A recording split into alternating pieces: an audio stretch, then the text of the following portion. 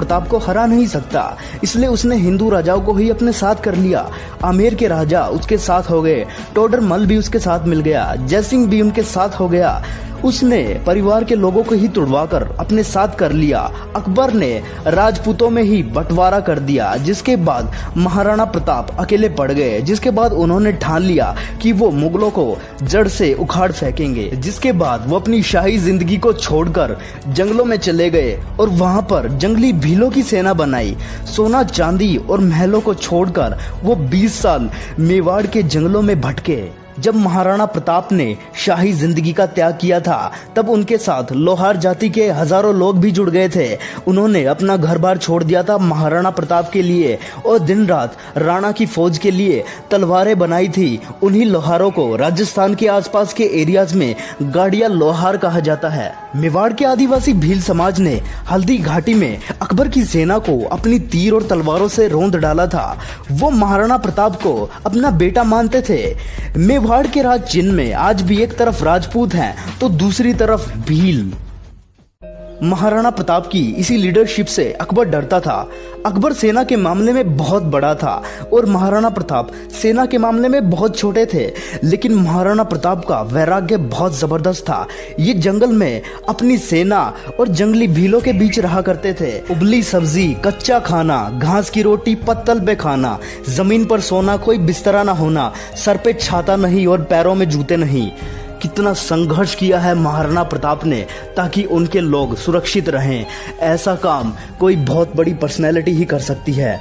Bye God, I am one of the biggest fan of Maharana Pratap. और इसी कारण वहाँ के जो जंगली भील थे उनसे तन मन और धन से जुड़ गए थे। वो कहते थे अगर आप कहो तो अभी अपनी गर्दन कटा देंगे। इसी बात से अकबर डरता था। अकबर ने हिंदू राजाओं को महाराणा प्रताप से संधि करने के लिए भेजा। अकबर ने टोडरमल को भेजा, राजा मानसिंह को भेजा। एक्चुअली 8 बार प्रपोजल लेकर भेजा। एक बार तो महाराणा प्रताप को क्या प्रपोजल दिया कि आधा हिंदुस्तान तुम्हारे नाम कर देंगे, बस मेवाड़ हमारे लिए छोड़ दो और हमारा आधिपत्य स्वीकार कर लो।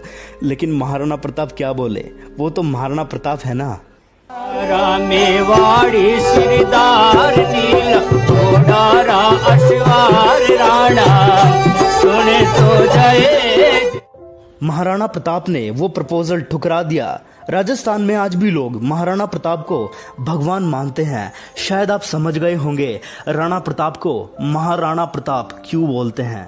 अब तक की जितनी भी आपने वीडियो देखी है, इससे आपको पता लग गया होगा कि महाराणा प्रताप में कितनी ताकत थी। इसलिए मैं आपको एक फैक्ट बताता हूँ जो आपको नहीं पता होगा। कहते हैं कि महाराणा प्रताप लोहे के सिक्कों को अपने अंगूठे और उंगली के बीच रखकर ऐसे दबाते थे कि वो सिक्का, जी हाँ लोहे का सिक्का, पिचक जाता था। ओ माय गॉड, अगर उनके हाथ में अकबर का सिर आ जाता तो क्या हाल होता अकबर का।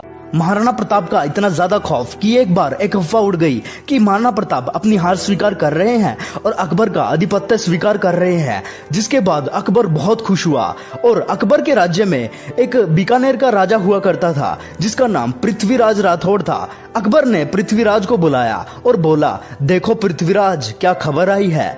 महाराणा प्रताप ने अपनी हार स्वीकार कर ली है और यहाँ वो आ रहे हैं। लेकिन पृथ्वीराज को इन बातों पर जरा भी विश्वास नहीं हुआ, इसलिए उन्होंने महाराणा प्रताप को चिट्ठी लिख दी जिसमें उन्होंने लिखा कि मुझे विश्वास नहीं हो रहा ये बात सुनकर कि क्या अब जंगल का शेर सियारों के साथ रहेगा, क्या सूर्य अब बादलों के पीछे छिप जाएगा, क्या चातक अब धरती का पानी पिएगा, क्या हाथी अब कुत्ते के जैसा जीवन बिताएगा, क्या तलवारें अब मयान में चली जाएंगी, क्या राजपूतानी विधवा हो जाएगी। आपकी सौगंध, ये बात सुनकर मेरा दिल कांप उठा है, मेरी मूछें तनी हुई नीचे चली गई हैं। कृपया आप ही बताएं ये बात कहां तक सही है। पृथ्वीराज राठौड़ का पत्र पढ़ते ही महाराणा प्रताप की आंखें क्रोध से लाल हो उठी। महाराणा प्रताप कहने लगे, बादलों में वो क्षमता कहां है जो सूर्य को रोक सके, शेर की मार सह सके। ऐसे सियार ने कभी जन्म नहीं लिया। धरती का पानी पीने के लिए चातक की चोंच बनी ही नहीं है और कुत्तों की तरह जीवन जीने वाले हाथी की बात आज तक हमने सुनी ही नहीं। राणा बोले, भूखा प्यासा रहकर भी मेवाड़ की रक्षा करूंगा, अपने प्राण जाने दूंगा पर मेवाड़ नहीं जाने दूंगा।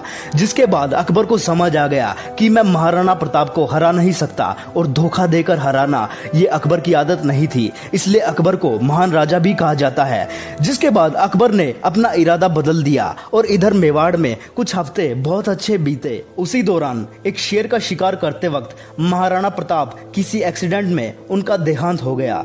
ये बात जब अकबर को पता चली कि महाराणा प्रताप अब नहीं रहे, तब अकबर अपने शत्रु प्रताप की मृत्यु पर बहुत रोया और चिट्ठी लिखकर बोला कि महाराणा प्रताप एक बड़े शक्तिशाली, बड़े मेधावी और एक ऐसे राजा थे जिन्होंने अपने गौरव को कभी नीचे नहीं झुकने दिया, और मुझे एक बात का दुख रहेगा कि मैं जीवन भर महाराणा प्रताप को कभी हरा नहीं पाया, और मेरी इच्छा थी कि मैं महाराणा प्रताप से कभी मिलूं, लेकिन क्या आपको पता है ये कभी आमने सामने नहीं आए, क्योंकि आपको पता है अकबर महाराणा प्रताप से डरता था। एक तलवार मारेंगे और हाथी घोड़े समेत काट देंगे, यही तो खौफ था अकबर के अंदर। लेकिन आप सभी एक बात पर ध्यान देना, महाराणा प्रताप को इतना संघर्ष इसलिए करना पड़ा क्योंकि अपनों ने ही महाराणा प्रताप को धोखा दिया था। अगर राजपूत अकबर के बजाय महाराणा प्रताप के साथ मिल जाते और उनका साथ देते तो शायद महाराणा प्रताप को इतना संघर्ष नहीं करना पड़ता। फीका पड़ता था तेज सूरज का जब तू माथा ऊंचा करता था, फीका पड़ता था तेज सूरज का जब तू माथा ऊंचा करता था। थी तुझमें ऐसी खास बात, थी तुझमें ऐसी खास बात राणा, जो अकबर भी तुझसे डरता था। माना कि ये भगवान नहीं, पर हमारे मंदिरों में भगवान इन्हीं की वजह से हैं। थैंक यू यार। इस वीडियो के एंड में मैं आप सभी से एक रिक्वेस्ट करता हूँ, महाराणा प्रताप जिनके बारे में हमारे एजुकेशन सिस्टम में बताया ही नहीं जाता, क्या आप इस वीडियो को फैलाने में मेरी मदद करेंगे? Let people know and understand about Maharana Pratap. Akbar कभी जीता नहीं, राणा कभी हारे नहीं। ए कमान, अकबर कभी जीता नहीं, राणा कभी हारे नहीं। अकबर की सेना में दम था, राणा के सीने में दम था। नीला घोड़ा रावसवार मारा मेवाड़ी सरदार, नीला घोड़ा